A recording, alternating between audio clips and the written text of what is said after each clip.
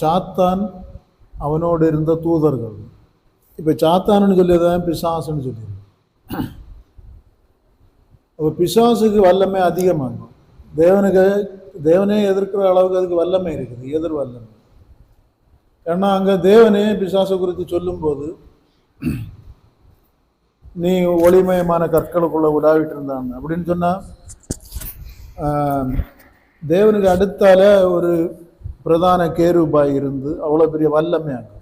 நமக்கு புரிய வேண்டியங்க அந்த பதவிகளை அப்படி சொல்லியிருக்கிறது, அந்த வல்லமைக்கு மேட்ரையாங்க அப்படி சொல்லியிருக்கு. இப்போ நீங்கள் பிசாசு குறித்து பார்க்கும்போது, இப்போ தேவனுடைய ராஜ்யத்தை குறித்து பார்க்கும்போது அதை 12 சொல்லியிருக்கோம். 12 கற்களை பரலோக ராஜ்யம் மாதிரி சொல்லியிருக்கு. நீங்கள் வெளிப்படுத்தல அந்த 12 கற்களுக்கு மகத்துவத்தை பார்க்கலாம், புரியுதில்ல? சாத்தானுக்கு 9 கல்லுகளை சொல்லியிருக்கோம், 9. அதாங்க இந்த நவரத்தின கற்கள் எல்லாம் சொல்லி, நவன்னா 9, நவரத்தினா 9. அப்போ அவ்வளோ வல்லமை உள்ளதாங்கன்னு சாத்தான், புரியுதில்ல? அப்படின்னா தேவனுக்கு அந்த 3 இதுன்னு சொல்லிக்கிறது, தேவன் காத்தல், அழித்தல், சிருஷ்டித்தல். இந்த இது மட்டும்தான் அவனுக்கு கிடையாது, புரியுதில்ல? ஒரு இதை காக்கிறதுக்கு தேவன் தான் இருக்கார். ஏன்னா அவன் விழுந்தவன் இல்லை, அந்த தள்ளி பாக்கி அவனுக்கும் செயல்படிக்குள்ள வாய்ப்புகள் எல்லாம் உண்டு. அப்போ இப்போ ஆதியில மனிதனிடத்துல அவன் ஆதாம் இருக்காய், நல்லா புரியணும். ஆதாம் இருக்காய், ஆதாமினிடத்துல சாத்தானாங்க வருவான். வலு சர்ப்பம் சொல்லுகிறது அவனுக்கு கொடுக்கப்பட்டிருக்க பேர். உடனே அங்கே பாம்பல்ல, அதாங்க பைபிளில் சொல்லியிருக்கான், பழைய பாம்பு என்றும் சாத்தான் என்றும் சொல்லப்பட்ட வலு சர்ப்பம்னு எல்லாம் சொல்லியிருக்கு, பிசாசம். அப்போ இது இப்போ தேவன் எப்படி மனிதனாய் தம்மை தாழ்த்தி மனுஷனை படைச்சதுனால அவனுக்கு ஏற்றபடி வந்தாரோ, இது மாதிரி அது ஒரு அங்கே பாம்புன்னு சொல்லியிருக்கிறது எல்லாமே சாத்தானை குறிக்காங்கன்னு சொல்லியிருக்கு. அது அழகாக பேசுது. நம்ம இப்போ உடனே பழைய காலத்தில் பாம்பு பேசுச்சுன்னு சொல்லிடுது, அதெல்லாம் சும்மா பிசாசு அங்கே பாம்புன்னு சொல்லியிருக்கு. அதுக்கு பிறகு அதுக்கு அடையாளத்துக்காக நீ மண்ணை தின்னணும், நீ தரையில் இப்படி நரங்கணும்னு எல்லாம் சொல்லியது, அதுக்கு ரூபத்துக்காக அப்படி சொல்லியது. அப்போ அதுதான் அவன்கிட்ட பேசும். அப்போ ஆவிகள் இல்லை, நல்லா புரியணும். இப்போ பரலோகத்திலிருந்து தள்ளப்பட்டது அல்லது சாத்தானும் அவனுடைய கீழே இருக்கிறது அந்த சபிக்கப்பட்ட தூதர்கள். இந்த தூதர்களை குறித்து நீங்கள் நல்லா பார்த்தீங்கன்னா யூதாவில சொல்லியிருக்கேன், தங்கள் ஆதி மேன்மையை காக்க தவறிய தூதர்களையும் அவர் என்ன செய்யாருன்னா நியாயம் தீர்க்கிறதுக்கு நித்திய சங்கிலியில் கட்டி வச்சிருக்காருன்னா அவைய விடுதலை ஆக முடியாமல் வச்சிருக்காரு அப்படின்னு எல்லாம் சொல்லியிருக்கு. அப்போ ஆதியில் விழுந்தது சாத்தானும் அவனுக்கு கூட இருந்து அவனுக்கு கீழே இருந்த அந்த தூத கூட்டங்களாக விழுது, கீழ்ப்படியாமல் போகுது. அதில் சாத்தான் அங்கன்னு செயல்படுகிறான், புரியுதுல்ல? அப்போ ஆதி மனிதனை விழ பண்ணினது பிசாசு. அதனால தான் அவனுக்கு இந்த இந்த ஜனம் அவனுக்கு உள்ள வருது. ஆதாம் வெளியே வர, தேவனுடைய தோட்டத்திலிருந்து வெளியே வர. அதுக்கு பிறகு ஆவிகள் எப்படி உருவாகுதுன்னு சொன்னால் அது பாவத்திலிருந்து உருவாகுதாங்க. நமக்கு இப்போ ஒரு கொசுன்னு ஒன்று கெட்டு போகிறதுலேருந்து வரதாங்க. இப்போ தண்ணி இருக்குது, தண்ணி கெட்டு போகும்போது கொசு வரும், கிடையிலன்னா வராது. ஒரு பொருள் பழம் விழுந்து அழுகி போச்சுன்னா வரும். இதெல்லாம் ஒன்றிலிருந்து ஒன்று உருவாகியதாங்க ஆவின்னு சொல்லி. அப்போ நம்ம இப்போ இதில் ஆவியை பார்த்தா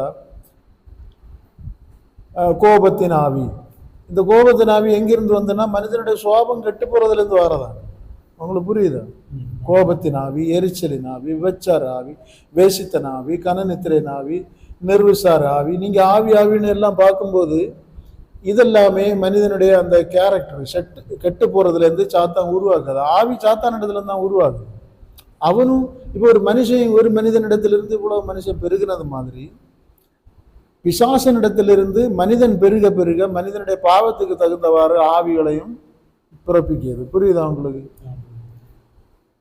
அதாங்க இப்போ பாருங்க, ஆவிகள்னு சொல்லியது அந்த ஆவிகளுக்கு எல்லைகள் உண்டு. எல்லைன்னா ஒரு குறிப்பிட்டதுக்கு மேலே அதுக்கு போக முடியாது, செயல்பட முடியாது. இப்போ நம்ம இதில் இப்போ ஒரு மெம்பர்ன்னு சொன்னால் அவருக்கு ஒரு குறிப்பிட்ட ஏரியா இருக்குது. ஒரு பிரசிடென்ட்டுக்குன்னா இன்னும் கொஞ்சம் கூட ஒரு அதிகாரம் இருக்கும், எம்பிக்குன்னா இப்படி. இந்த மாதிரி ஆவிகளுக்கு ஒரு எல்லை இருக்கு. இதே அங்கே மற்ற மதத்தில் எல்லைக்குள்ள உள்ள ஆவி, அதுக்கு இதில் இந்த இதுவரை அதுக்கு எல்லை இருக்கும். அதில் நம்ம என்ன செய்யணும், பலி கொடுக்கணும், இதுக்கு அந்த பக்கம் வேற அப்படின்னு எல்லாம் அந்த காலங்களில் ஆவிகளை கண்ட்ரோலில் ஆவிகளை தான் கண்ட்ரோலில் வைக்க முடியும். இந்த மந்திரவாதம் செய்யவே ஆவியை கண்ட்ரோலில் எடுப்பான். சாத்தானே எடுக்க முடியாது. அவனுக்கும் அதிபதியாங்க, அவனே தீர்த்து கட்டி போடுவான். புரியுதுல்ல? ஆவிகளை தான் ஏவி முடியாது. உங்களுக்கு புரியுது? அப்போ இப்போ பாருங்க, ஒரு மனிதனுக்குள்ள எல்லா மனிதர்கள் மேலேயும் பாவம் இருக்கிறதுனால சாத்தானுடைய ஆளுகை இருக்குது. ஆனால் ஸ்பெஷலாக சில மனிதர்களுக்கு மேலே ஆவிகள் செயல்பட்டு இருக்கு. இப்போ ஏசப்பா கடந்து வரும்போது ஒரு மனிதனில் அநேக ஆவிகள் பிடிச்சதா இருக்கு. அந்த ஆவிகளை துரத்தி விட்டோம்னா அவன் என்ன செய்யும்? துணி எடுத்துக்கிட்டு சாதா மனுஷனானவன அவன் பரிசுத்தம் கிடையாது. அவனுக்கு மேலே பிசாசு இருக்கு. அவனை இனியும் அவன் பாவம் செய்ய வைக்க முடியும். புரியுதில்லை? அப்போ அந்த ஆவிகள் அவனுக்கு மேலே இருந்தது அங்கே ஆண்டவர் துரத்தி விடும்போது அதுவும் என்ன செய்யுதுன்னா, நாங்கள் பன்றி கூட்டத்தில் போய் இருக்கோம். அப்போ நீங்கள் இந்த ஆவிகள் எங்கே வாசமாக இருக்குதுன்னா, எங்கே அசுத்தம் இருக்குதோ, புரியுதில்லை? ஆவிகளில் நிறைய வெரைட்டிஸ் இருக்குது. இந்த குழுவமர்களுக்கு மேலே இருக்கிறது ஒரு ஆவி இருக்குது, அசுத்த ஆவி. அது அந்த மனிதர்களை இப்போ பாருங்க, அவனுக்கு மேலே இருந்த ஆவி அவனை பிரேத கல்லறைகள் இருக்கிற இடத்துக்காக கொண்டு போகும். உங்களுக்கு புரியுதா? ஏன்னா அந்த ஆவிகளுக்கு அந்த இடம் தான் வாசமா இருக்கும், அதுகளுக்கு அதுதான் பிரியமா இருக்கும். இப்போ ஒரு பன்றிக்கு ஆவி நம்ம சும்மா உதாரணத்துக்கு சொல்ல பிடிச்சிட்டு இருந்துச்சுன்னா நமக்கு அந்த அது சாப்பிட ஆகாரங்கள் தான் டேஸ்டா இருந்த மாதிரி இருக்கும், அப்படி கொண்டு போயிடும். அப்போ ஆவிகள்னு சொல்லியது அதுக்கு இடத்துக்கு நம்மளை கொண்டு போகுதுன்னா, நம்ம இப்போ ரொம்ப கீழே விழுந்துட்டோன்னு வைங்க, இந்த சோபம் அனுசரிச்சு இப்போ ஒரு மனிதனை விபச்சார ஆவி பிடிச்சிருக்குன்னா, இவன் ஒரு பாவத்தை செய்து செய்து அது அடிமை ஆகும்போது அதுல இருந்து ஒரு ஆவி செயல்படும். புரியுது? பிசாசு இப்ப ஒரு பாவம் அனுசரிச்சு அதுக்கேற்றபடி ஆவிகளை பிறப்பிக்க வல்லமை பிசாசு கொண்டு அதாங்க மனுஷனை கண்ட்ரோல் பண்ணி. இப்ப இச்சையிலே கூட எவ்வளவு வகை இருக்குது, லெஸ்பியன், ஹோமோ அப்படின்னு இல்லை. இது இந்த ஆவிகளாக இவனுக்கு அந்த கெட்ட பழக்க வழக்கத்தினால அடிமைகளாகும் போது அப்படிப்பட்ட ஒரு ஆவி உண்டாகும். இந்த ஆவிதான் பிள்ளைகளுக்கு சோபமா வரும். பார்த்துருக்கா? தாப்புன்னு சோபம் பிள்ளைக்குன்னு சொல்லுவாங்க. அப்ப இவனுடைய அந்த குணங்கள் உள்ள இருக்க செயல்பாடு இவங்களை ஒரு இப்ப நமக்கு இப்ப ஒரு அம்மை அப்பாவும் இருக்குது. அப்போ உனக்கு எப்படிடா இந்த ரூபம் முகம்னு கேட்டா, ஒன்னில் தாப்பனா இருக்க முகம் இருக்கு, இல்லை தாயா இருக்க முகம் இருக்கு. ஏன்னா அவங்களுக்கு பிறந்தாங்க. இதே மாதிரி இந்த பாவங்களை செய்த அந்த கேரக்டர் ஆவியுடையவர்களுக்கு பிறகு பிள்ளைகளுக்கும் அப்படி இருக்கும். அந்த ஆவி உங்களுக்கு ரூபம் மட்டும் இல்லை, புரியுது? அப்போ ஆதாமுக்கு ரூபத்துல மோகம் பிறந்தாங்க. ஆனா ஆதாமுக்கு சோபத்தை தாண்டி தாண்டி அவன் வாரான்னா பாவம் பெருக பெருக மனுஷனுடைய ஆவிகளும் கூடி பெருகிட்டு இருக்கு. இப்போ ஆதாம் இடத்துல பொய்யின் ஆவி செல்ல வேண்டிய அவசியம் இல்லை, அதனால அங்க பொய்யின் ஆவி இல்லை. உங்களுக்கு புரியுதா? இப்போ அவன் ஒரு ஆளை வஞ்சிச்சு எடுக்க வேண்டிய வஞ்சக ஆவி ஒன்றும் தேவையில்லை, அவனுக்கு அது செய்ய வேண்டிய அவசியம் இல்லை. எல்லாம் அவனுக்கு முன்ன கிடக்குது உலகம் முழுவதும். அப்போ மனிதன் செய்ய பாவம் அனுசரித்து அதுக்கேற்றபடி ஆவிகள் செயல்படும். இந்த பாவம் பெருகும்போது அவன் அந்த ஆவிக்கு அடிமையாட்டே ஆகும், அடிமைத்தன ஆவி. உங்களுக்கு புரியுது இல்லை? அப்போ அடிமைத்தன ஆவி என்ன செய்யணும், அதையே தான் செய்ய தூண்டும். அது அவனுக்குள்ள மாமிச பிரகாரம் அவனுடைய போடியில என்ன ஆயிரும்னா ஜின் வழியா இருக்கிற மாதிரி அப்படியே அடிமைத்தனத்தை கொண்டு வந்து சரீரத்தையும் அது பிடிச்சிடும். குடி வரியின் ஆவி குடிச்சு அதுக்கு அடிமையான பிறகு ஆவின்னா அது இவனுடைய தன்மையை அப்படி ஆக்கிது. உங்களுக்கு புரியுதில்ல? மனுஷனுடைய தன்மையை அப்படி ஆக்கிடும். நீண்ட நாள் அந்த இதுக்குள்ள இருந்துட்டான்னு சொன்னா, அந்த அடிமைத்தனத்துக்குள்ள விடுதலை செய்ய முடியாததுக்குள்ள இருந்துட்டான்னா அந்த ஆவிதான் அவனை அப்படியே கொண்டு போகும். இப்ப போஜன பிரியன், நம்ம சின்னதுலேருந்தே டேஸ்ட் ஆனதை சாப்பிட்டு அப்படியே இருந்துட்டோம்னு சொன்னா நம்ம பாடியில் ஒரு தன்மை உண்டாயிரும். அது இல்லாமல் பிடிக்காது, அது இல்லாமல் வாழ முடியாது. அப்போ நம்ம அதை என்ன செய்வோம், சின்னதுல உள்ள பழக்க வழக்கம்னு சொல்லுவோம். இந்த பழக்க வழக்கத்துக்கு பின்னால நம்மளை அதுலேருந்து பிரிக்க முடியாத ஒரு ஆவி செயல்பட்டு. இப்போ பாருங்க, இந்த முன்கோவம்னு சொல்லுவாங்கல்ல, முன்கோவம்னு சொல்லியது அவனுக்கு ஜின்னில் அந்த அது ஒரு சாபம் போல உள்ளதாங்க. அந்த ஆவி தேவனுடைய நற்குணங்கள் பிதாவினுடைய பூரண சற்குணங்களை உடையவர் ஆகுங்கள்னு போட்டிருக்கு. அந்த குணம் இல்லாத வேற குணத்துக்கு பின்னால எல்லாம் நம்மளை கெடுக்கிய ஆவிகள் இருக்கு. அப்போ இப்போ ஒரு பிள்ளைக்கு முன் கோபம் இருக்குதுன்னு வைங்க, அதுக்கு அறிவும் இருக்கும். நம்ம இப்படி செய்யது தவறு, இப்படி எல்லாத்தையும் எடுத்து எறியது தவறுன்னு எல்லாம் இருக்கும்.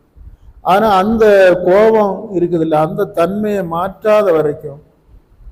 அப்போ இப்போ எதிரில் ஒரு ஆள் அந்த பிள்ளைக்கு கோபத்தை மூட்டி விட்டுட்டுன்னு வச்சுடுங்க, உடனே அந்த ஆவி கிரியை செய்யும், அதை எடுத்து எறிஞ்சிடும். எதையாவது சொல்லும் பிறகு அதுக்கு அதை நம்ம ப்ரெஷர்னு சொல்லி மாற்றோம். கோபத்துக்கு ஆவி அது உச்சக்கட்டம் வந்த உடனே இப்போ சில கோபக்கூடிய நல்ல ப்ரெஷர் ஆவி நல்லா ஓன்னு சத்தம் எல்லாம் போட்டு சவுண்டு போட்டுட்டு புறவாங்க மெல்ல மெல்ல அடங்கி வரும்போது பிறகு அவிகளுக்கு ஃபீல் ஆகும். உடனே அவிய வந்து நல்ல குணமாக பேசணும், மன்னிச்சு கிடை அப்படின்னு தான் சொல்லுவேன். அப்போ இப்போ இவியலுக்குள்ள இருக்க அந்த ஆவியை மாற்ற முடியாது. ஒருத்தன் அந்த மூர்க்கத்தனம் இருந்துன்னா அந்த ஆவி செயல்பட்டு அந்த சூழ்நிலை வரும்போது அந்த மூர்க்கத்தனத்தை அது ஒரு ஒரு பயங்கரமா அவனுக்கு செயல்படும் போது கட்டாயம் அது ஒரு கொலையாட்டும் ஒரு பெரிய பிரச்சனையாட்டும். 4 பேர் இருந்தா ஒருத்தனுக்குள்ள அந்த மூர்க்கத்தனமான அந்த கோபத்தின் ஆவி செயல்பட்டு இருந்துன்னா அவனுக்கு பயங்கரமா அதுல செயல்படும். அதாங்க இப்ப இங்க ஜெயில இருக்க ஆட்கள் எல்லாம் வந்து ரொம்ப மோசம்னு இல்லை. இப்ப அவங்கள்ட்ட நீங்க மெதுவா இருக்கும்போது கேட்டு பாருங்க, என்ன ஆச்சோ டக்குன்னு இப்படி சொன்னோன்னா எனக்கு வருமா ஆயிட்டு, அடுத்து என்ன நடந்துன்னு தெரியாது, எடுத்து வெட்டி போட்டேன் குத்தி போட்டேன் அப்படின்னு சொல்லுவாங்க. அப்போ இந்த ஸ்பிரிட் அவங்கள மேல உடனே செயல்பட்டுரும். உடனே அவங்கள மறந்துடுவாங்க. எப்படின்னா உதாரணத்துக்கு நம்ம சாதா ஆளா போயிட்டு இருப்போம், ஒரு விஸ்கியோ பிராந்தியோ வாங்கி குடிச்சிட்டோன்னு வைங்க, அதுக்கப்புறம் அதுக்கு தன்மை அங்கே நம்ம மேல செயல்படும் அந்த ஆவி. அப்ப நம்ம அறிவுக்கு இது தவறுன்னு சொன்னாலும் நம்ம செயல்பட முடியாத அளவுல இது வல்லமை கூடிரும். அந்த நம்ம குடிச்சிருக்கிறது வல்லம். இப்போ சில போதை பொருள் எல்லாம் யூஸ் பண்ணியானு சொன்னா அவனை மெய் மறந்து என்னெல்லாம் செய்யான்னு சொன்னா அதுக்கு வல்லமை அங்கே மேலே ஏறுது. அப்போ அது சம்பந்தமான ஒரு ஆவி, ஒரு ஸ்பிரிட் அல்லது ஒரு தன்மை ஒன்று நம்ம மேலே செயல்படும். இப்படி அங்கே மனிதனை பாவத்தில் விழத்தள்ளுகிற ஆவிகள் இருக்கும். இந்த ஆவிகளை நம்ம ஜெயிக்கணும்னா சோபத்தை மாற்றியே ஆகும். உங்களுக்கு புரியுது? அதாங்க இப்போ சிலருக்கு நல்ல ஆட்களாக இருக்கும், அந்த கோபத்துக்கு தன்மை, அந்த கோபம் பாவத்தை கொண்டு வரும். அப்போ அந்த கோபத்தை மாற்றலைன்னு சொன்னால் அந்த ஆளுக்கு எவ்வளோ பிரசங்கம் பண்ணினாலும் என்ன பண்ணாலும் ஒன்றுமே பண்ண முடியாது, தன்மை மாறாமல் என்ன செய்ய முடியாது. ஏன்னா அது உங்களை ஒன்றுமே செய்யണ്ട. இப்போ ஒரு ஆளுக்கு இச்சைக்கு மேலே ஒரு நோட்டம் இருக்குன்னு வைங்க, அந்த இதுக்கு அடிமை ஆயிட்டா அந்த ஆளுக்கு செய்யக்கூடாதுன்னு இருந்தாலும் அந்த ஆளுக்கு உள்ள தூண்டி விடிய எதிர்முனையில் அந்த பாலியத்திற்குரிய இச்சைக்குரிய நபர் ஏதாவது பண்ணிட்டு அந்த ஆளுக்கு போகிற அங்கே இழுத்து. இப்போ குடிகாரன் அதை விட்டு ஒதுங்கி இருக்கணும், அப்போ அவனுக்கு அது தூரமாக இருப்பான். அவனு முன்ன வந்து ஒருத்தன் குடிச்சிட்டு இருந்தானா பழையதை விட்டு அதுன்னு கட்டு இழுத்துடும். அதெல்லாமே அதாங்க. அப்போ அந்த கெட்ட இதுன்னு சொல்லியது ஆவி செயல்படாமல் இருக்கணும், அது மறிக்கணும், நமக்குள்ள இருந்து அழிக்கப்படணும். அப்போ இதுதான் ஆண்டவர் சொல்லி கொடுப்பாரு. இந்த குணங்கள் எல்லாம் உங்களுக்குள்ள வரணும்னா அதாங்க அவர் சொல்ல 2 இருந்தா 1 கூட்டுன்னு சொல்லுவார். வேற 1 உள்ள கொண்டு வந்தாதான். அப்ப இப்ப கோபம் உங்களுக்கு மாறணும்னா அன்புன்னு உள்ளதை உள்ள கொண்டு வந்தாதான் கோபம்னு உள்ளது போகும். நீங்க எதுக்கெடுத்தாலும் அன்பா பேசி பேசி அப்படி இருந்து உங்களை அந்த அன்பு நபராகவே அதுக்கு அடிமையாகவே மாத்திட்டீங்கன்னா அந்த கோபம்னு உள்ளது போகும். அல்லாம நம்ம புத்தி சொல்லி சரின்னு அந்த ஆளு சொல்லணும், இனி நான் கோபப்பட மாட்டேன், அவர் அறியாமலே வரும். உள்ள அந்த தன்மை அந்த இது மாற்றப்படாததுனால, அந்த அந்த நம்ம அந்த குணம் மாற்றப்படாததுனால, அதனால தான் ஆண்டவர் முதல்ல பிரசங்கிக்கியது ஆவிகளை பற்றி வீழ சொன்னா புரியாததுனால அந்த ஆவிகள் செயல்படுவதுக்குள்ள குணம் உங்கள்கிட்ட இருந்தால் அது செயல்பட்டுறோன்னு உள்ளதுக்காகத்தான் அவர் முதல்ல குணத்தை பற்றி அந்த மத்தேயு 5ஆம் அதிகாரத்தில் சொல்லி கொடுத்தார். இப்போ பாருங்க, அதனாலதான் அவர் சொல்லுவாரு ஐஸ்வர்யவான் தேவனுடைய ராஜ்யத்தில் வரமாட்டானா. ஏன் ஐஸ்வர்யம் இருந்தா ஏன் வரமாட்டான்? ஒரு கேள்வி கேட்டா அதுக்கு ஒரு ஆவி இருக்கு. இப்போ நமக்கு கொஞ்சம் வசதி எல்லாம் வாய்ப்பெல்லாம் இருந்துன்னா நம்மளை ஒருத்தன் வந்து ஒரு மாதிரி சொல்லிட்டா நம்ம பொறுக்க மாட்டோம். உனக்கு நான் குறைஞ்சவனா எப்படிடா என்கிட்ட சொல்லலானு, ஏதாவது ரேரா நல்ல குணம் உள்ள ஏதாவது அப்படி தலைநூறு இருந்தாலும் பாவம் போல நடக்கும். சோபத்தில் எவனை திட்டுனா எடுத்தா கூட அதை கேட்டுட்டு இப்படி ஒதுங்கி போகிற ஆட்களும் இருக்கு. இது வறுமையில் ஒரு மனிதன் இருந்திருப்பான். அந்த காலங்களில் இப்படி பொம்மை பதறி எப்படி இப்படி நடப்பான். கொஞ்சம் பைசா வந்தோடனே ஆவி மாறும் தன்மை. உடனே நினைச்சுவான் அவனுக்கு நான் இப்படி இதான்னு சொல்லிட்டு ஆளை வச்சு அடிச்சு நிற்பான், பெரிய பெரிய இதை பண்ணுவான். அப்போ ஐஸ்வர்யம் இல்லை, அதுக்கு ஒரு ஆவி இருக்குது. நம்ம பயன்படுத்திய பொருள்களுக்கு ஒரு பொருளை வச்சு ஒரு ஆவி இருக்குது, இடத்தை வச்சு ஒரு ஆவி இருக்குது. இப்போ பாருங்க ஆவி செயல்படுது. நீங்கள் ராத்திரி நேரங்கள்ல எல்லாம் நீங்கள் நல்ல நபராக இருக்கலாம், நிற்கக்கூடாத இடத்துக்கோ செயல்பட முடியாத இடத்துக்கோ ஒரு காட்டு இடங்களோ அல்லது இந்த பூஜை மந்திரவாதம் பண்ண இடத்துக்குள்ள போகும்போது அதுக்கு இடத்துல போனால் அதுக்கு ஆவி செயல்பட தான் செய்யும். இப்போ நம்ம ஒரு நாய் தான் இருக்குது, அதுக்கு வீட்டு நடையில போனால் அது கடிச்சு விடுறதுக்கு தான் பார்க்கும். அதுக்கு எல்லைக்குள்ள நம்ம போகும்போது அதுக்கு வீரியம் கூடும். ஒரு ரவுடிக்கு இடத்துக்கு போகும்போது அவனுக்கு இது கூடும். அப்போ ஆவிகள் இயங்கி கொண்டிருக்கிற இடத்துல இருந்தாலும் சரி. இப்ப ஆவி ஒரு ஆளிடத்திலிருந்து இன்னொரு இடத்துக்கு தாவப்பட செய்யும். இப்ப அந்த மனிதனிடத்திலிருந்து பன்றிக்கு போகுது. ஏன்னா ஆண்டவர் மனிதனிடத்திலிருந்து மனிதனுக்கு அனுப்பவே மாட்டார். இது அப்படி இல்லாம இருந்ததுன்னா ஒரு மனிதனிடத்திலிருந்து ஒரு மனிதனிடத்திற்கும் சாடி வரும் ஆவி. இப்ப நீங்க இந்த பிரேயர் எல்லாம் நடக்குது இல்ல, பிரேயர் நடக்கிற இடத்துல இவங்க ஒரு நல்ல அக்கினி பெற்றுக்கொள்ள நல்லா நீங்க நல்லா கவனிச்சா தெரியும். நான் உண்மையாங்க பேசி நல்லா கவனிச்சா தெரியும். இந்த அங்க அக்கினி பெற்றுக்கொள் எல்லாம் பயங்கரமா சொல்லுவாங்க. சொல்லும் போது ரெண்டு பேரும் இப்படி துள்ளுவாங்க கிடந்து. அவள் மேல ஒரு ஸ்பிரிட் கிரியேச்சு பாருங்க, எல்லாருக்கும் அதே மாதிரி ஒரு துள்ளல் வரும். அப்போ இங்க ஆவி ஒரு ஆள்ல இருந்து ஒரு ஆளுக்கு தாவி வரும். அப்ப இதுல சிலர் உண்டுல்ல, ஒழுங்கா வந்தவன் இங்க இந்த கூட்டத்துல போகும்போது அக்னி அந்நிய ஆவியை பரிசுத்தாவியை பெற்றேன்னு சொல்லிக்கிட்டு பிசாசுக்கு ஆவியாக வாங்கிட்டு போவான். போய் பார்த்தாச்சுன்னா அவிகளுக்கு அந்த பாட்டு இந்த மாதிரி கையடி இல்லைன்னா அவிகளுக்கு இருக்கவே முடியாது. அப்படி இருந்து அதை துரத்தியுடைய பெரிய முயற்சி எடுக்க வேண்டியிருக்கு. அந்த கையடி பாட்டு எல்லாம் வச்சு இப்ப பெரிய கூட்டங்கள்ல லேடிஸ் அப்படிப்பட்ட ஒரு இதுல அங்க கிடக்குன்னு. நீங்க இந்த நம்ம எல்லாம் மதுரை போகும்போது பத்தியெல்லாம் அங்க பாட்டு போட்டு விட்டுட்டா டான்ஸ் மாதிரி தான். அவைய அடிச்சு இந்த பாம்பு வளைய மாதிரி வளைஞ்சி ஆண்டவரை மகிமைப்படுத்தி பார்த்தாச்சுன்னா கம்ப்ளீட் இந்த மாதிரி ஆவிகள் அங்க மேல இருக்கு. அப்ப தேவனை துதிக்கிய ஆவின்னு சொல்லியதும் தேவனை பிரைஸ் பண்ணி ஆவின்னு சொல்லியது இப்படி இருக்காது.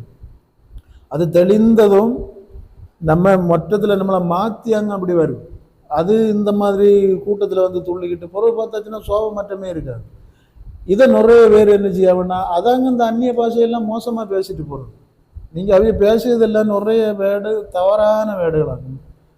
இச்சை பேசிய மாதிரி எல்லாம் நிறைய அந்நிய பாஷைகள் இருக்கும், ஏமாத்தியது இருக்கும்.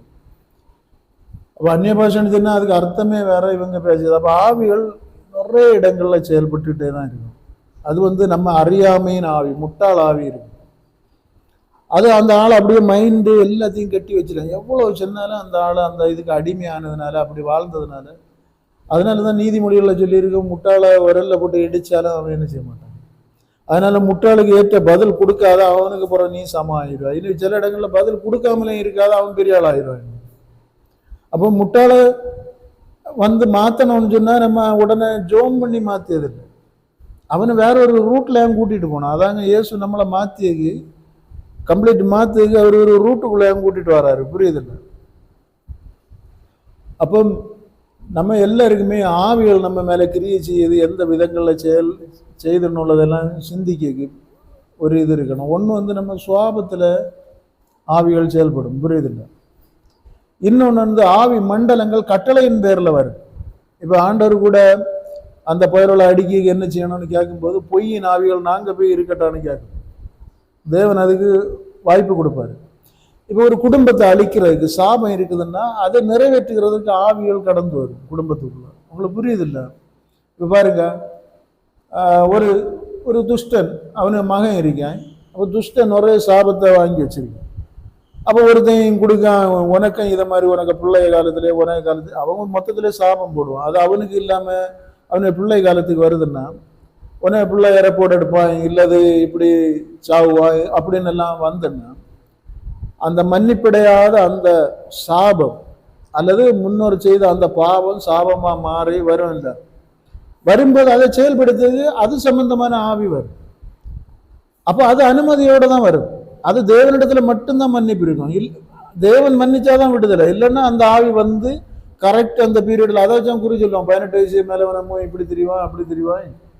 சிலவன் வந்து 18 அந்த தத்து முடிஞ்ச உடனே அவன் ராஜயோகம் வரும் அப்படியெல்லாம் சொல்லுவான். நன்மை அனுபவிக்கிறது தீமை அனுபவிக்க வச்சு. அப்போ அந்த ஆவி வந்து அவன் எப்படித்தான் இருந்தாலும் சரி அவனை ஒரு மாதிரி அதாங்க நிறைய பணக்காரலா இருப்பான். பிள்ளைகள் அதை அழிக்கிய மாதிரி அழிக்க ஆவி வந்து அவன் குடிச்சு வெறிச்சு கள்ள பெண்கள் தொடர்புல வச்சு அல்லது எங்கேயாவது போய் கடைசியில இறந்து நடுத்தருவில் அந்த சாபம் அப்படியே பலிக்கும். நடுத்தருவில் ஆவிதான் சாவுவான். பத்திரிக்கான் புழுத்து சாவுவான்னு போட்டுருவாங்க. அதே மாதிரி அந்த புழுத்து சாவது மாதிரி நோய்கள் வரும், பிரச்சனைகள் வரும். அப்ப அதை நிறைவேற்றிய ஆவிகள் வரும். இப்ப அந்த இடத்துல நம்ம இப்ப ஏசப்பை உள்ள வார பிள்ளைங்களா இருந்தா அந்த ஆவி இப்ப நம்மளுக்கு மேல ஒரு சாபம் இருக்குது அந்த சமயத்துல. அப்ப அந்த ஆவி என்ன பண்ணாது? தேவன் நம்மளுக்கு அதுல இருந்து ஒரு இப்ப நீங்க தேவனை நோக்கி முறையிடுது. முறையிட்ட உடனே தேவன் உங்களுடைய ஜெபத்தை கேட்டார். நீங்க மனதார அதுல இருந்து விடுதலை ஆகணும்னா, ஏன்னா அவர் ரட்சிக்க வருகிறவர், அவரு தான் பாவத்திற்கும் சாபத்திற்கும் அடிக்கப்பட்டவர், அவருக்கு அது அதிகாரம் இருக்கு. அப்ப தேவன் செஞ்சவர்னா அதை அவர் ஏற்றுக்கொண்டு அவன் மேல கைய வைக்காது. ஏன்னா அவன் என்னிடத்தில் மனம் திரும்பி இருக்கான்னு உங்களை ரிலீஸ். அப்ப ஆவி திருப்பி போகும். இல்லைன்னா பாழாக்குகிற ஆவி உண்டு. பாழாக்குகிற ஆவி நம்மளை என்ன செய்யறோம்னா பாழாக்கி போட்டுரும். அதாங்க சாபங்கள். நம்ம முன்னோர் பெற்றோருடைய சாபம் இருக்கான்னு எல்லாம் பார்க்கணும். இப்படி ஆவிகள் செயல்படும். வாக்குத்தத்தம் விளையாட்டே செயல்படும். வாக்குத்தத்தம்னா இப்போ ஒருத்தர் ஒரு சபிச்சிருப்போம், அதுவும் நமக்கு ஒரு வாக்குத்தத்தம் மாதிரி, கெட்ட வாக்கு தத்தம். தேவன் தருகிற நல்ல வாக்கு தத்தங்கள் பலிக்க அதுக்கேற்ற ஆவிகளும் செயல்படும். நம்ம மேல ஆசீர்வாதத்தை கொண்டு வருகிற ஆவிகள் செயல்படும். அப்ப ஆவி நமக்கு சுவாபம் வழியா செயல்படும், சாபபாவம் வழியா செயல்படும். இனி நம்ம இப்ப யோனத்தான் எல்லாம் நல்ல ஆவிய உடையவனாயிருந்தா தவறான ஆட்களை கூட லாங் டைம் பயணம் பண்ணதுனால வர ஆள். புரியுதில்லை? இனி இப்ப நம்ம ஒரு கணவன் நன்மை அனுபவிச்சுட்டே வருவாய், மனைவி சாபத்துக்குரிய ஆளா இருக்கும். அப்ப அவன் இணையனால 2 பேரும் ஒரே மாம்சம் ஆகும்போது பாவம் ஷேர் ஆகும். உங்களுக்கு புரியுது? அதானே பிள்ளைகளா பிறக்குது. பாவம் ஷேர் ஆகும்போது அதாங்க நிறைய இதெல்லாம் எல்லாம் பார்த்தா கல்யாண டைம்ல அவன் காடு கொண்டு கொடுக்க போவாய், அங்க சாபம் இருக்கும். நீ ஒரே மாப்பிள்ளை கூட 5 நாளாக வாழ்ந்துட்டு நீ விதவை ஆகிடுவாங்க, அவளுக்கு இருக்கும் சாபம். அவன் சாவுவது இவனா இருக்கும். ஏன்னா அவன் விதவை ஆகணும்னா இவன் சாகணும். புரியுதில்லை? அதே மாதிரி அவ தவறா நடக்கும்போது புருஷன் அங்கன் சாவுவான், கள்ளக்காதல் இல்ல அவனை இவனை கொண்டு போடுவான். இவன் அதை அறிஞ்சா விலகன். இப்ப பைபிள்ல நீங்க லேவியராக எல்லாம் எடுத்து படிச்சா ஒரு புருஷனுக்கு மனைவிக்கு மேல எரிச்சல் ஆகி வந்தன்னா அவனுக்கு அது அவனை தூண்டி விடுதான். அப்போ மனைவிக்கு மேல டவுட் வரும். புரியுதில்லை? இவன் மோசமானவள். உடனே அதுக்கு ஒரு பரிகாரம் சொல்லியிருக்கும், படிச்சிருக்கில்ல சாலனை. அப்ப அதை சாப்பிட்டு வயறு வீங்கிட்டுன்னா அவ செய்துட்டானாங்க அர்த்தம். அதை வெளிப்படுத்துறதுக்கே ஆவி செயல்படும். ஒரு ஆளு குற்றம் செய்துட்டு போயிட்டுன்னா அங்க தடயங்களை உண்டு பண்ணி ஆவிகள் இருக்கும், தடயம் இருக்கும்.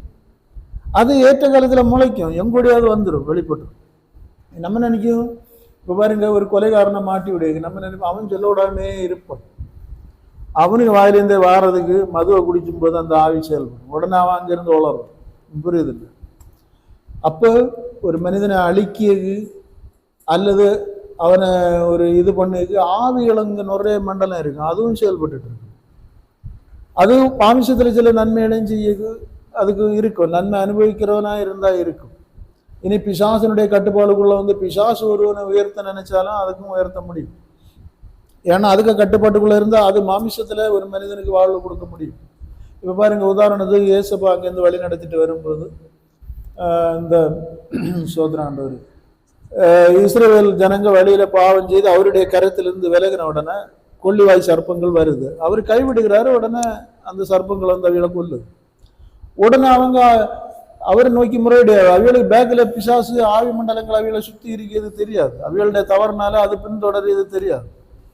அப்போ அவர் சொல்லுவாரு, நீங்க வெண்கல சர்ப்பம், பிசாசு, சாத்தானேங்க, சர்ப்பம்னா சாத்தானேங்க, பாம்பேங்கன்னு சொல்லியிருக்கு, பாம்பை வணங்குக்கான்னு சொல்லியிருக்கு.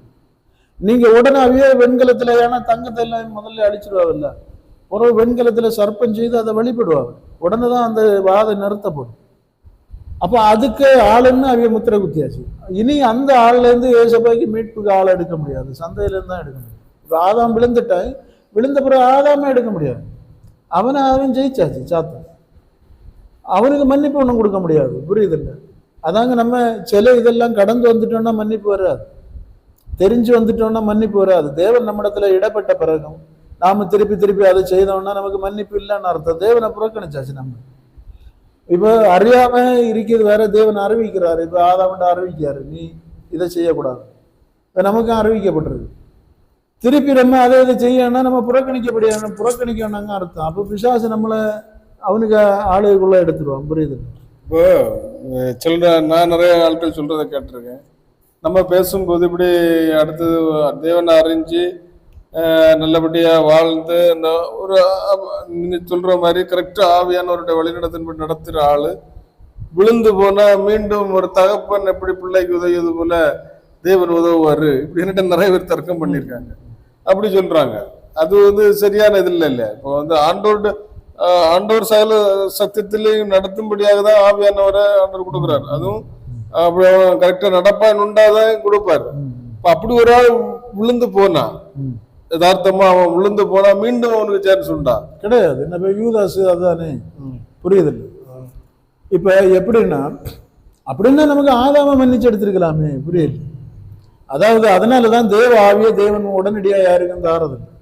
ஏன்னா நம்ம அதுக்குரிய தகுதியும் அந்த தேவனை ஆவின்னு சொன்னா தேவனை சுமக்கிறதாங்க, மரண பரியந்தம் சுமக்கியதாங்க, அவருக்கு ஆளுகைக்கு உள்ள வர்றதாங்க. தேவ ஆவினா சும்மா வந்து நம்மளை பாட்டு பாடுக்கும் கையடிக்க வைக்கிறதில்லை, நம்மளை ஆண்டுகொள்ள. அவர் என்ன சொல்லியாரு, அவர் வந்து உங்களை சகலவித சத்தியத்திற்குள்ளும் வழி நடத்துவார், பாவத்தை குறித்து நீதியை குறித்து நியாயத்திரு. நம்ம அறிஞ்சிருக்க பாவம் இல்லை,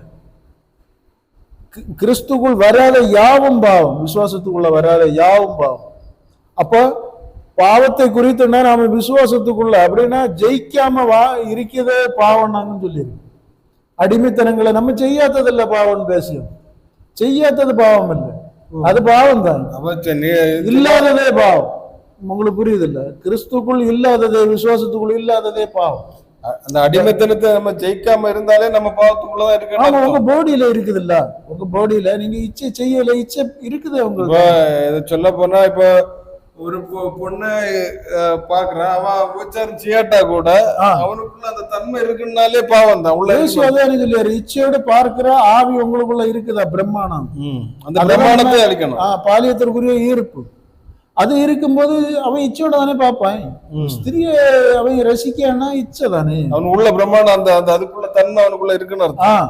நீங்க என்ன சொல்றீங்கன்னா அது ஆண்டவரும் அதான் சொல்றாரு, என்ன சொல்றாரு, அது தன்மையை ஒன்னோட்டு அழிக்கப்படணும் கட்டாயம். அதனாலதான் கிறிஸ்து ஆவி ஒருவனிடத்தில் இருந்தால் சரீரமானது பாவத்தின் நிமித்தம் மரித்திருக்கு, அது செத்து. இப்போ அந்த தன்மை நமக்குள்ள செத்து இருந்துன்னு சொன்னா அந்த ஒரு ஸ்திரியை நம்ம பார்க்க மாட்டோம், நம்ம அந்த ஆவி கிரியை செய்ய முடியாது.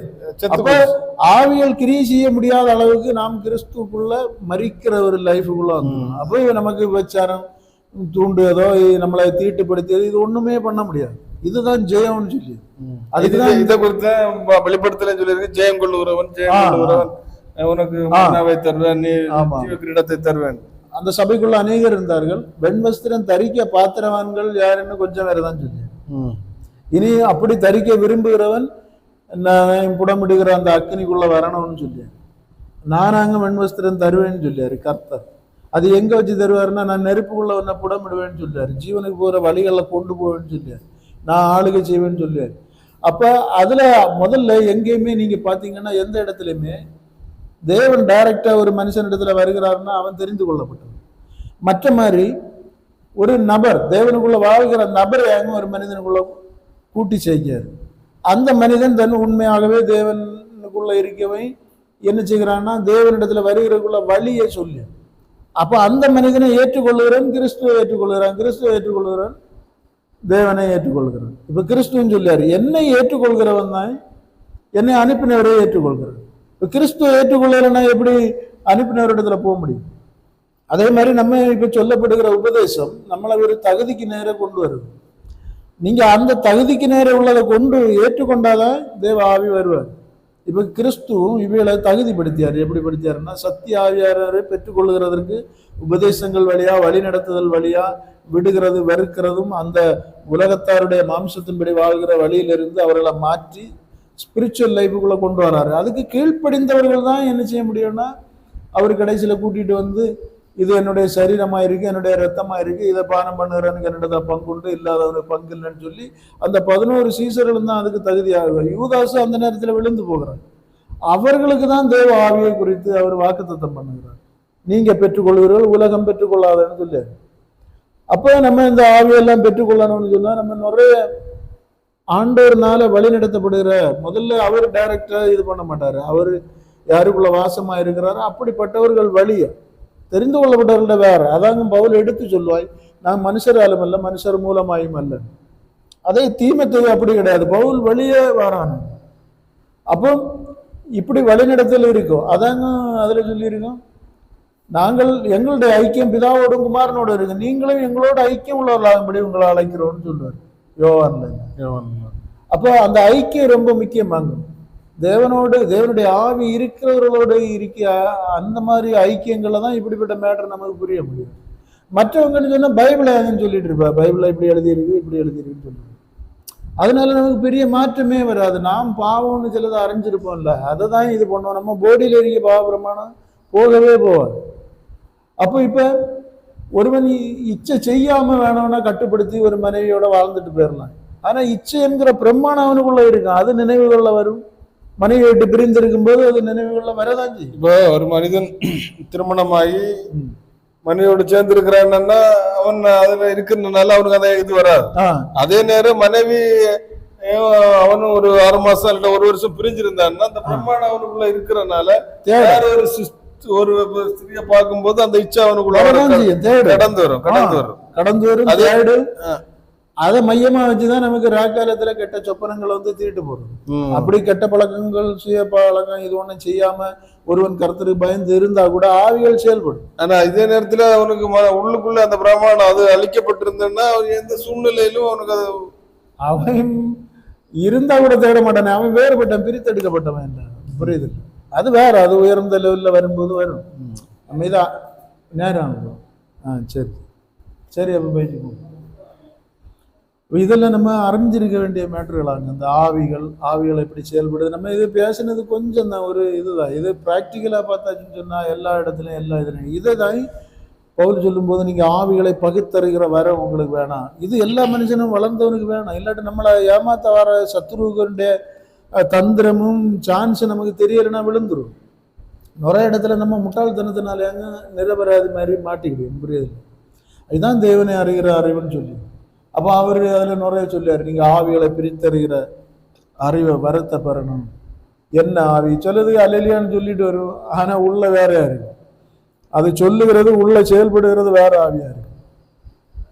உள்ள கம்ப்ளீட்டும் பாவத்தினுடைய பிரமாணமும் அதை குறித்த இதுமா இருக்கு. சும்மா வாயினால வளரிட்டு போகும், பேசிட்டு போகும், கையடிச்சுட்டு போகும், பாட்டு பாடும், ஒரு மியூசிக்கை போட்டால் ஒரு உற்சாகம் வர மாதிரி எல்லாம் பண்ணிட்டு போகும். அப்போ பாருங்க, நீங்க ஆவிகள் இதுன்னெல்லாம் சொல்லி அது ஒரு பெரிய இதாங்க. அப்போ ஆவிகளை குறித்த ஒரு தெளிந்த அறிவு வேணும் நம்மளை வஞ்சிக்கிறத குறித்து. இதை பைபிள் அங்கங்கே டச் பண்ணி விட்டுருக்கு. ஆனால் இதை நம்ம மொத்தத்தில் நம்ம லைஃப்பில் எடுத்து பார்க்கும்போது நிறைய இருக்கு. நம்ம நிறைய காரியங்களை இதுக்கு தான், இவைகளை ஜெயிக்கிறதுக்கு தான் தேவன் தம்முடைய 7 ஆவிகளினால் நம்மை சித்திரந்தீக்கிறார், பூரணப்படுத்துகிறார்னு போட்டிருக்கு. ஒன்று உணர்வுள்ள ஆவி. இப்போ வரைக்கும் நம்ம எவ்வளோதான் கேட்டாலும் நமக்கு ஒரு அறிவு இருக்கும், உணர்வுல வராதனால நம்ம மறந்துடும், செயல்பட மாட்டோம். இப்போ உணர்ச்சி நம்மளை இப்போ அந்த தேவனை குறித்த உணர்வு தூண்டப்படாம மந்தமா இருக்கும், செயல்படாத நபரா இருக்கும். அதனால கேட்டவனும் ஒண்ணுதான், கேட்காதவனும் ஒண்ணுதான் மாதிரி வாழ்ந்துட்டு இருக்கான். அப்போ இது உணர்வுள்ள ஆவி நமக்கு இல்லாததுனால நம்ம என்ன செய்ய முடியலன்னா, ஏற்ற காலத்துல எந்த இடத்துல கட்டாகி டேன் ஆகணும், எந்த இடத்துல நிக்கணும், எந்த இடத்துல அப்படி போகணும்னுலாம் நம்ம பயணம் சரியாகாம தடை. அப்போ அதுக்கு தான் தேவன் உணர்வுள்ள ஆவியை வைத்திருக்கிறார். அதாங்க காது உள்ளவன் கேட்க கடன், உணர்வு உள்ளவன் உணர கடன். அப்போ நம்ம அந்த உணர்வு நமக்குள்ள வரணும்னா சும்மா கேட்டவனும் கிடைக்காது. நம்ம முதல்ல நம்மளால முடிஞ்சதை உணர்வோட செய்து பழகும். புரியுதுல்ல? இப்போ ஒரு கட்டளை வருது, காலையில் எழும்பி ஜெபை, அதை நீங்க உணர்வோட செய்து பைபிள் படிக்க, இப்படி நம்மளால முடிஞ்சதை செய்யும் போதாங்க அந்த ஆவிக ஒரு அஸ்திபாரம் நமக்குள்ள போடப்படும். இப்ப நம்ம அடிப்படையை செய்ய மாட்டோம்னா உணர்வுள்ள ஆவி வராது. உணர்வா நடந்து கொள்ளுதல், இப்படி நம்ம முயற்சி ரொம்ப அதிகமா தேவைப்படும். அப்பதான் தேவன் நம்ம கூட செயல்படுவார். அதே மாதிரி ஆலோசனை தருகிற ஆவி, ஞானத்தின் ஆவி, கர்த்தருக்கு பயப்படுகிற பயத்தின் ஆவி. இந்த கர்த்தருக்கு பயப்படுகிற பயத்தின் ஆவின்னு எல்லாம் சொல்லி நம்ம கேட்கறதுனால இல்லை. நம்ம கர்த்தருக்கு பயந்து நம்மளால முடிஞ்ச பாவங்களை விட்டு விலகும் போது, நம்ம அறியாத, நம்ம அறிவு கெட்டாத எத்தனையோ பாவங்கள் இருக்கு. அதுக்கெல்லாம் தேவன் அதை அறிய பண்ணி அதுல இருந்து மாறகு. அதாங்க 2 உள்ளவனவனு அவனுக்கு இன்னும் கொடுக்கப்படும். நாங்க போட்டிருக்கோம், கீழ்ப்படுகிறவனுக்கு இன்னும் கொடுக்கப்படும், செயல்படுகிறவனுக்கு இன்னும் செயல்படும்படியாய். அதாங்க பரிசுத்தமாகிறவன் இன்னும் பரிசுத்தமாகட்டும், கீழ்ப்படுகிற இன்னும் கீழ்ப்படியாட்டு, நீதி செய்கிறவன் இன்னும் நீதி செய்யட்டும். இது ஒரு எல்லை இல்லாத வளர்ச்சி ஆகும். அப்போ உங்களுக்கு உணர்வுன்னு சொல்லியதை நீங்க சின்ன சின்ன காரியங்களுக்கு உணர்வு பூர்வமா செயல்பட்டாதான் அந்த உணர்வின் ஆவி உங்களுக்கு வளரும். தேவனும் உதவி செய்வார்.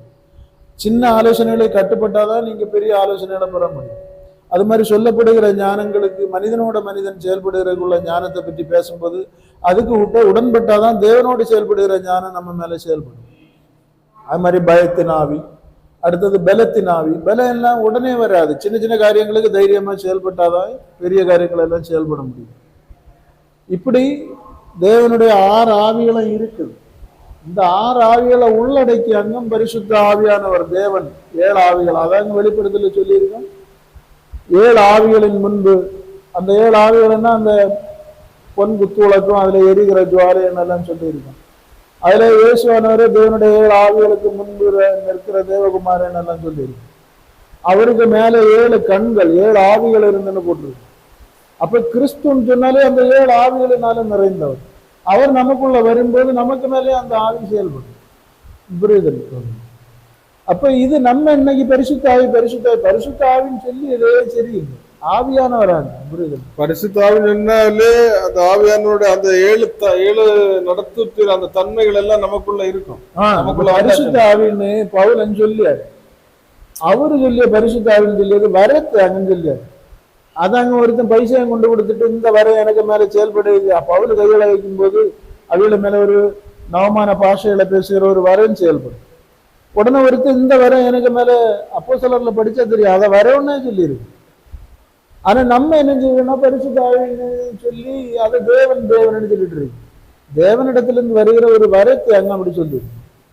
டிரான்ஸ்லேஷன்ல அந்த மாதிரி பண்ணியிருக்கு. அல்லாம பரிசுத்த ஆவியானவர்னா சத்தியத்தை தருவாளர். தேவனிடத்திலிருந்தும் குமாரனிடத்திலிருந்து புறப்பட்டு வருகிற ஆவியானவர். அவர் கிறிஸ்துவை மகிமைப்படுத்தி வர்றாங்க. அப்ப ஆவியானவருக்குள்ள கிறிஸ்து இருக்காருன்னாங்க அர்த்தம். அவர் நம்மளை கிறிஸ்துவனுடைய சாயலை அடையும்படியா நம்மளை வழி நடத்துகிற தேவனாங்க. புரியுது? அப்ப அதை நம்ம வரத்தோட ஒப்பிடக்கூடாது. வரம் வேற, ஆவியான தேவன் வேற. வரம் ஒரு மனிதனுக்குள்ள கொடுக்கப்படுகிறது. அது சில பேருடைய நுரை காலம் செயல்பட்டு இருக்கும். அது ஏமாத்தையும் செய்யும். இது சவுலுக்குள்ளே அந்த வரம் இருந்தது, தீர்க்க தரிசன வரம். ஞானத்தின் வரம் இருந்தது சாலோமன்கிட்ட. அவன் எவ்வளவு பரஸ்திரிட்ட போறதுல இருந்து தேவனை கீழ்ப்படியில இருந்து எல்லா மேட்டரையும் சொல்லுவான். அவனால முடியாது, அவன் போயிடுவான் பத்திரிகையாளர். அப்போ வரம் யூதாசுக்கும் கொடுக்கப்பட்டிருந்தது. அவன் 2 போகும்போது பிசாசுகளை துரத்துவான். வரத்தையும் தேவனையும் ஒன்னாக்க கூடாது. வரம் சொல்லுறது பிசாசுக்கும் கொடுக்கப்பட்டிருந்தது. வரம் அவனுக்கும் வல்லமை செயல்படுது. அதெல்லாம் முறிக்கக்கூடிய காலம் வரும்போது முறிக்கப்படும். அதுல டூப்ளிகேட்டும் ஆயிரும். இப்ப நம்ம தீர்க்க தரிசனம் சொல்லி இருப்போம். முதல்ல தேவனை கொண்டு சொல்லுவோம், பிறகு தேவன் மாறிடுவாரு, பிசாசு செயல்படும். சிம்சோன் இடத்திலிருந்து கர்த்தர் விலகிறத அவன் அறியல. அவனுக்கு மேல அந்த இது இருக்குதுன்னே இருந்தான், வல்லமை இருந்தது இல்லையோ. அப்ப எங்க கர்த்தருக்கு விரோதமா அவன் செயல்பட தொடங்கினானோ அப்ப கர்த்தர் இங்க இருந்தாதான் இந்த வரமும் நம்ம கூட இருக்கும், இந்த பலனை இருக்குன்னு உள்ளதா புரியாது. அப்ப என்கிட்ட இது இருக்குன்னு சொல்லிட்டு இருந்தான். கர்த்தர் மாறினாரு, புறவு பார்த்தா மாட்டிட்டான். அதுல அழகா எழுதிருக்கு, கர்த்தர் அவனை விட்டு மாறினதை சிம்சோன் அறியாத இருந்தான். அவன் அந்த பழைய போக்கிலே எப்படி நான் குடும்பம் அடிப்பேன்னு சொல்லிட்டு எழும்ப முடியாது, மாட்டிடு. அப்ப பாருங்க, நமக்கு தேவன் ஒரு வரத்தை தருகிறாருன்னா அதை நம்ம பாதுகாக்க அடிக்கணும். இல்லாட்டி அதே இதுல சான்ஸ்ல பிசாசு நிரப்பிட்டு போயிடும். அதாங்க சாத்தான் யூதாசை நிரப்பினான்னு போட்டிருக்கான். அவனுடைய இருதயத்தை நிரப்பினான்னு போட்டிருக்கான் ஒரு இடத்துல. பாருங்க, அவனை நிரப்ப முடியும். நம்ம தேவனை விட்டு இதாயிட்டாச்சு. அவன் விழுந்தது, அவை இயேசுவை ரொம்ப மோசமானவன் கிடையாது. இப்ப பாருங்க, இயேசுவை காட்டி கொடுத்துட்டு அவரு தீர்க்கப்பட்டாருன்னு சொன்னோன்னா அந்த பைசால போய் அவன் வாழவே இல்லை. அவர் ரொம்ப மனஸ்தாபப்பட்டுட்டு அந்த பைசையை தூக்கி எறிஞ்சிட்டு குற்றமற்றவர் மாசற்றவர் ஆட்டுக்குட்டியானவர் காட்டி கொடுத்துட்டேன்னு சொல்லிட்டு அந்த வேதனையில போய் சாகிய அளவுக்கு துக்கப்பட்டு போறான். அப்ப அவனுடைய இயேசுவை காட்டி கொடுத்து அவரை அழிக்கணும்னு உள்ளது கிடையாது. அவன் என்ன நினைக்கிறான்னா, இவர் அற்புதம் செய்து பல நேரங்கள்ல மறைந்து போறதுனால அவரு தப்பிக்கிடுவாரு, நமக்கு இந்த பைசாயும் கிடைச்சோன்னு தந்திரபரமா செய்ய. அப்ப இவனுக்கு இடத்துல இந்த ஆசை இருந்ததுனால முன்ன தேவன் பல தடவை சொல்லியாரு, என்ன காட்டி கொடுக்குறவன் கூட இருக்கான், அவனுக்கு ஐயோ அவன் பிரவாதம் இருந்தா நலமா இருக்கும். இவனை எச்சரிச்சுட்டே வாராரு. ஆனா எச்சரிச்ச பிறகு அது இவனுக்குள்ள கிரியை செய்யலை. காரணம் என்னன்னா, நம்ம தான் ஏசப்பாய கூட இருக்கோம், வரம் வேற இருக்குது, பிசாசுகளை துரத்தி விடியும், அவரு வேற எப்படியாவது தப்புவாரு, பிறகு நம்ம மன்னிப்படுத்தணும். இந்த மாதிரி ஒரு ஆசையும், இந்த பண ஆசை ஒண்ணு, அந்த ஒரு ஸ்திரீ ஒண்ணுன்னா அந்த ஒரு விலையேற பெற்றதை போடும்போது அதுக்கு மதிப்பை பற்றி பேசுவான் பத்திரிகை. அப்போ உடனே அதுல போட்டிருக்கேன், பண ஆசை உள்ள பணப்பைய வச்சிருக்கனால இப்படி பேசுறாங்க. அப்ப இவனுக்கிட்ட ஒரு பகுதியில பிசாசு கிரியை இடம் கொடுத்துட்டே இருக்கேன். அப்ப தேவன் எவ்வளவுதான் கிரியை செய்தாலும் ஒரு பகுதி திறந்து கிடந்துன்னா அதனுடைய பிசாசு கிரியை செய்வான். அது மேலே செய்யதா கவனிக்கவே இல்லை. சிம்சன் கவனிக்கல. அவ பெண் இவனுக்கு சுகம் கொடுக்கிற மாதிரி வாரம் சரீர சுகத்தை குடிக்க. ஆனா அவனுக்கு பின்னால அவர்கள் சிறைப்பிடித்து வச்சு நீ இவனை விட வசப்படுத்துன்னு சொல்லி பெலிஸ்தீர்கள் செய்கிறத இவன் அறியற. பெலிஸ்தீர்களுடைய ஆவி தெய்வங்களாங்க இவனை சிறைப்படுத்தி கண்டு பெலிஸ்தீர்கள் வழியா அந்த ஸ்திரீ வழியா செயல்படுவதை இவன் உணரு. இவன் தன்னிடத்தில் வருகிற அந்த சுகத்தை மட்டும் பாக்கியான். அவ வாரா பொண்ணு லேடி எனக்கு சுகத்தை தாராங்க. இவன் அதனால அவளுடைய கண்ணியில சிக்கிறது. அதுக்கு பின்னால இருக்கிற பெலிஸ்தீர்கள், அதுக்கு பின்னால இருக்கிற அவர்கள் வழிபடுகிற தெய்வங்கள் இவனை கீழடக்கு செய்ய அந்த மோசடி எல்லாம் இவன் புரியாது. அந்த உணர்வுள்ள ஆவி. அது மாதிரி இங்க சாத்தான் நிரப்பினதை இவன் புரியல. அவன் கடைசியில இயேசு காட்டி கொடுத்த உடனே அவர் தீர்க்கப்பட்டதை அறிஞ்ச உடனே பிசாசு சாத்தான் இவனை யூதாசை விட்டு மாறினோடனே இவன் பழைய ஆளாகும். பழைய ஆள் ஆகும்போது எவ்வளவு பதறி போறான். அவர் தீர்க்கப்பட்டார் என்று அறிந்த உடனே இவனுக்கு என்ன நீதாண்டா தெரிஞ்சுதானே செய்த அவனை மனசாட்சி ஒத்தையை கொடுக்குற. உடனே அவன் போய் நாண்டு கொண்டு செத்தான்னு போடுறது பாருங்க, வஞ்சிச்சுட்டு போயிரு. அப்ப தேவனிடத்துல வந்த பிறகு நம்ம ரொம்ப கவனமா இருக்கணும். இல்லாட்டி நம்மளை பிசாசு ரொம்ப இதாக்கி போடும். தேவனிடத்துல வந்த அவர் தேவனை ருசித்த ஆள்கள் தான், அவரோடு உலாவினவர்கள் பேசினவர்கள் தான் ஒரே பேர் விழுந்திருக்கு. உதாரணத்துக்கு ஆதாம் பகலில் குளிர்ச்சியான வேளையில் அதிகாலையில் அவர் பேசுகிறது, அவரை சத்தத்தை கேட்டவர், அவரோட சிநேகிதனாக இருந்தவர். கடைசியில பாருங்க, தேவனுக்கு நமக்கும் ஒரு இது இருக்குது. என்ன வந்தாலும் அவருடைய ஸ்தானம் நம்முடைய ஸ்தானம் வேறு. நாம் பிள்ளைகள், அவர் தேவன். அவர் துதிக்கப்படத்தக்கவர், நாம் துதி செலுத்துகிறவர்கள். அவர் கட்டளையிட தகுந்தவர், நாம் கட்டளை நிறைவேற்றுகிறவர்கள். அதாங்க அந்த மாதிரியை தான் தேவனே வச்சிருக்கிறார். குமாரன் என்கிறது ஒரு பதவி, தேவன் கட்டளையிடுகிறதை செய்கிற பதவி அங்கும் குமாரன். அப்ப கிறிஸ்து அதாங்க தேவன் தலைன்னு சொல்லியது. உங்களுக்கு புரியுதா? அப்ப அவரு இங்க தேவன் கட்டளை இடுகிறத செய்கிறது தான் குமாரனுடைய ஆவின்னு சொல்லியது. பிதா காண்கிறது அதை குமாரன் செய்கிறார், குமாரன் காண்கிறது பிதா செய்கிறார். ரெண்டு பேரும் ஒரு மனம் இல்லாமல் ஒன்றாகாமல் வித்தியாசத்துல செய்ய முடியாது. அப்ப நாம் செய்ய வேண்டியது தேவன் நம்மளுக்குள்ளேயும் நாம் தேவனுக்குள்ளேயும் இருந்தா அவர் கட்டளை இடுகிறத செய்யறது பலவன். நம்ம சுயத்துல போனா அப்படியே பிசாசு கையை பிடிச்சு கூட்டி நம்மளை கொண்டு போயிடுவான். அவனுக்கு இடத்துல பாஸ்டராட்டே வச்சு அழிச்சிடும். கடைசியில பாஸ்டர் தான். பாஸ்டர் போகிற இடம் எங்க? நரகம். ஏன்னா உள்ள பாஸ்டரை இயக்குறது யாருன்னு பாஸ்டருக்கு தெரியும், பாஸ்டரை வஞ்சிக்கிறது யாருன்னு பாஸ்டருக்கு தெரியும். அதனாலதான் முழுக்க முழுக்க கள்ள தீர்க்க தரிசனம் தைரியமா பேசணும். உள்ள ஏதோ ஒரு ஆவி இருந்து பேசணும். புற மாம்சத்துக்குரியதை வாக்குத்தத்தம் பண்ணணும், அறிக்கையிடணும். தேவாவே அப்படி செய்யாது. நீங்க அப்போஸ்தலர்கள் எல்லாத்திலையும் பாருங்க, யாருக்காவது மாமிச வாக்குத்தத்தம் கொடுக்க அவ்வளோ.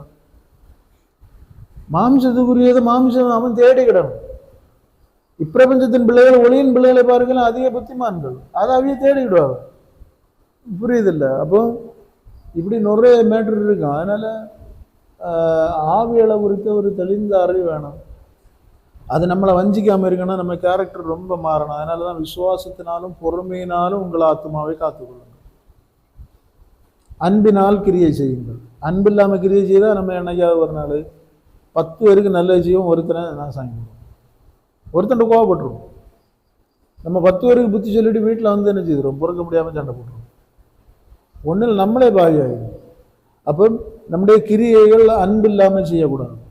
அதில் அன்பு இருக்கணும். அன்புன்னா அது வர நம்ம சும்மா அப்படியே மெல்ல மெதுவாக பேசியது அப்படி அன்பா அப்படி இல்லை. அன்புன்னு சொன்னால் அதுக்குள்ள பெருமை இருக்கக்கூடாது, நேசிக்க பண்பு இருக்கணும், உண்மை இருக்கணும். இது எல்லாத்துக்கும் சேர்த்தாங்க. அன்புக்கு பொறாமை இல்லை, போட்டி இல்லை, அன்பு இந்த இருமாப்பா இராது, தற்புகழ்ச்சியை நாடாது, இது எல்லாத்துக்கும் சேர்த்தாங்க அன்பு. இந்த எல்லாம் அடங்கின அறிவோடும் ஞானத்தோடும் உணர்வோடும் கிரியை செய்யுதாங்க. நம்ம ஒரு ஆளுக்கு செய்யது நம்ம மேல திருப்பி அடிக்க கூடாது. புரியுது? இது இந்த அன்புல கிரியை செய்யுது. அதே மாதிரி பொறுமையாங்க ஒன்ன அழிக்கியது, அழிக்கியது. இப்போ ஒரு தீமை செய்கிறத பொறுத்துட்டு நன்மை செய்யும் போதாங்க அந்த தீமை எழும்ப முடியாம அழிச்சு விட்டுருவாங்க. தீ வருது, தண்ணியா இருக்குது. அப்போ பொறுமையா அப்படிப்பட்டதாங்க. அதே மாதிரி விசுவாசம் தான் தேவனே நம்மையும் நம்ம அசாதாரண காரியங்களை நம்ம மேல நடப்பிக்கும். இப்ப தானியேல் அசாதாரண காரியம் தான் நடந்தாதான் அது நடக்கும். அப்போ அவனுடைய விசுவாசம் அங்க ஒரு பெரிய சாதாரண காரியம் இல்லை, அசாதாரண மனிதனுடைய அறிவு கெட்டாத காரியம் இல்லை அங்க நடக்குது. இதுக்கு விசுவாசம். அதனாலதான் ஆண்டவர் ஒரு இடத்துல சொல்லுவாரு, அவர்கள் விசுவாசியாதபடினால் பெரிய காரியங்களை அங்க செய்ய முடியும். அற்புதம் எல்லாமே விசுவாசத்தின் அடிப்படையில வரதான். அந்த விசுவாசத்துல குறைவு வரும்போது தேவன் செயல்பட முடியாம ஆயிடும். அதாங்க கடல்ல அப்படி வரும்போது அற்ப விசுவாசம்னு சொல்லியாரு. விசுவாசம் அங்க என்ன செய்யல, ஒரு சாதாரண காரியத்தை விட அசாதாரணம்னா மனிதன் அற்புத காரியங்களை நடப்பிக்க அது தேவைப்படுது. தான் சொல்லும்படி நடக்கணும் உள்ள தைரியத்தோட பேசுகிறது. இப்ப பவுல் போய் என்ன விசுவாசத்துல போய் அவனை கட்டி பிடிக்க, ஒருத்தன் விழுந்தவனை ஐத்தகு தேவன் இருக்கிறார், செய்வார், அவ்வளவுதான். அவன் அதுக்கு மேல ஒண்ணுமே நினைக்கல, இடம் கொடுக்கல. நடக்காம இருந்தா அப்படி ஒண்ணு யோசிக்கவே. பாம்பு கடிச்சு சாக மாட்டேன்னு இருந்துட்டேன், கர்த்தர் தானே எனக்கு. அதனால அவனுடைய விசுவாசமாங்க அவனுக்கு உடம்புல அந்த எதிர்ப்பு இதை உருவாக்குது. நோய், அந்த பாம்புக்கு விஷம் உள்ள ஏற முடியாம இருக்குது. விசுவாசம், விசுவாசத்துல தளர்ந்து போயிருந்தான்னா பேகிரிச்சு. அப்போ இதெல்லாம் அங்கே வளர்ச்சிகள் காரியங்கள். அதனால ஆவி பற்றி ஒரு அறிவு வேணும். இந்த ஆவி எங்க செயல்படுதுன்னா நம்ம தான் அதுக்கு இடம் கொடுக்கும்.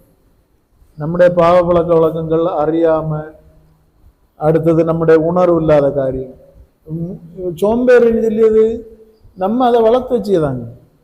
பிள்ளைகளை வளர்க்குற மாதிரி நமக்குள்ள ஒரு தன்மையை வளர்த்து வச்சிருக்கோம். என்னதான் சொன்னாலும் ராத்திரி உறங்கி உறங்கி அந்த பழக்கம், விடிய காலம் எழும்பவும் மாட்டான், ஜோம் பண்ணவே மாட்டான், ராத்திரி ஒரு குறிப்பிட்ட டைம். அப்போ சோம்பேறி முன்ன இருக்க சாப்பாடை எடுக்க ஒரு ஆளை கூப்பிடியாங்க, எடுத்துதாடா. அப்ப தனக்கு ஆகாரத்தை தான் எடுக்க மடிக்கவன் தன்னிடக்கு தேவனிடத்திலிருந்து வருகிற ரட்சிப்பையும் கிருபைகளையும் பெற்றுக்கொள்வதற்கு ஒரு ராமுழுவதும் ஜெபிக்க மாட்டேன், போராட மாட்டேன்னு சொன்னா யாக்கோபு பெற்றுக்கொண்டான். அப்ப சோம்பேறித்தனத்தை நம்ம வளைக்கணும்னாங்க அர்த்தம், புரியுது? அப்ப இந்த மாதிரி எதெல்லாம் நம்ம வளைக்கியமோ அது அனுசரித்து நம்ம மேல ஆவிகள் கிரியை செய்யும். அதனால ஆவிகளை நம்ம சும்மா அப்படி ஒன்றும் இது பண்ணவே முடியாது. அதனால அதை அழிச்சணும், ஜெயிக்கணும்னா நம்ம அடிப்படை தேவன் தருகிற ஞானத்தோடு கூடிய அதாங்க அதில் போட்டிருக்கோம். இந்த பேதுரு ஒன்று சொல்லுவாரு, அதை சொல்லுங்க. முதல்ல தொடக்கம் விசுவாசத்தோடு கூடிய தேவபக்தி. விசுவாசத்தோடு கூடிய தேவபக்தி இல்லாட்ட மற்ற விசுவாசம் இல்லாத தேவபக்தி கிரியை செய்யாது. இனி இச்சடக்கத்தோடு கூடிய சகோதர சிநேகம், விசுவாசத்தோடு கூடிய தைரியம், தைரியத்தோடு கூடிய இச்சடக்கம், இச்சடக்கத்தோடு கூடிய தேவபக்தி, தேவபக்தியோடு கூடிய சகோதர சிநேகம், இப்படி எல்லாம் இருந்தாதான் ஒரு ஃப்ரூட் கனியாட்டு மாறி வரோம் நாங்கள் சொல்லுவாங்க. இதுல எல்லாம் நம்ம அப்படி வளர்ந்து வராம அப்படி விட்டோம்னா கிறிஸ்து நமக்குள்ள கட்டப்பட்டு வர மாட்டார். தேவனுடைய ராஜ்யம் நமக்குள்ள இருக்குதுன்னா அந்த அறிவு, அந்த ஞானம், அந்த வெளிப்பாடு, அந்த கிரியை, அந்த ஜெயம் இதெல்லாம் நமக்குள்ள இருக்குமே. ஒரு ஆவியை ஜெயிக்க முடியாதவே எப்படி கிறிஸ்துக்குள்ள இருக்கான்னு அர்த்தம், புரியுது இல்லை உங்களுக்கு? அப்ப தேவனுடைய ஆவி நமக்குள்ள இருக்குது, அவருடைய ராஜ்யம் நமக்குள்ள இருக்குதுன்னா அந்த ராஜ்யத்துக்குரிய அறிவு இருக்கும், ஆளுகை இருக்கும், செயல்பாடு இருக்கும், கிரியை இருக்கும், ஜெயம் இருக்கும், மற்றவர்களுக்கு கனி கொடுக்கிற கனி இருக்கும், வழிநடத்தக்குள்ள ஆளுகை இருக்கும், ஆளுமை இருக்கும், எல்லாம் இருக்கும். அதுல சீசர்கள் இவர்கள் இயேசுவோடு இருந்தவர்கள், இவர்கள் கல்வி அறிவு இல்லாதவராக இருந்தும் இவ்வளவு இது எங்கிருந்து வந்ததுன்னு கேட்டு, பரத்திலிருந்து வந்தது அந்த ஞானம். அப்படி அதாங்க வளர்ச்சியை கொண்டு வரும். அதனால அப்படிப்பட்ட ஒரு நபராக நம்ம வாழ பேசணும். அதனால ஆவி எங்க உற்பத்தி ஆகுனா நம்ம குணத்துல இருந்தா உற்பத்தி ஆகும். இந்த குணம் எங்கேருந்து வந்துன்னா முன்னோர் பெற்றோர் சாபங்கள்ல இருந்து வரும். அப்ப நம்ம அந்த பெந்தம் எப்படி அவங்க இறந்தவொன்னா நமக்கு பெந்தம் மாறுதோ அதே மாதிரி அவங்கள்ட்ட இருந்து வந்து அந்த பொல்லாத சுவாபம் சாபம் எல்லாம் மாற்றுக்கு படிச்சே ஆகும், புரியுது? அதுக்கெல்லாம் கிறிஸ்துவ இடத்துலதான் நிவாரணம் இருக்குது.